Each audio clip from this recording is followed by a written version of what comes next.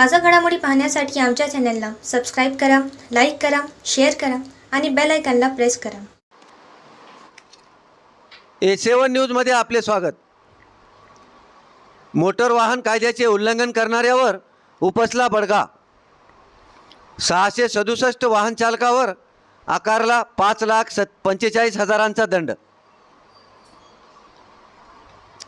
शहरात मोटर वाहन कायद्याचे उल्लंघन करणाऱ्या वाहन चालकाविरुद्ध प्रभावीपणे कारवाई केली जात आहे.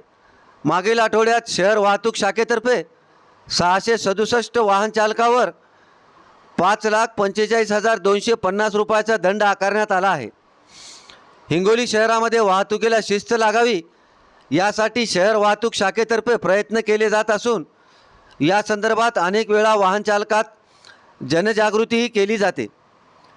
हिंगोली शहरात 1 जुलै ते 7 जुलै या दरम्यानच्या कालावधीत शहर वाहतूक शाखेतर्फे मोटर वाहन कायद्याचे उल्लंघन करणाऱ्या वाहन चालकावर दंडात्मक कारवाईचा बडगा उपसण्यात आला आहे. त्यात भरधाव वेगातील वाहन चालविणाऱ्या 233 वाहन चालकावर 64,000चा दंड आकारण्यात आला. तसेच ट्रिपल सीट वाहन चालविणाऱ्या वाहन चालकावर 142 केसेस करून 1,42,000चा दंड आकारण्यात आला.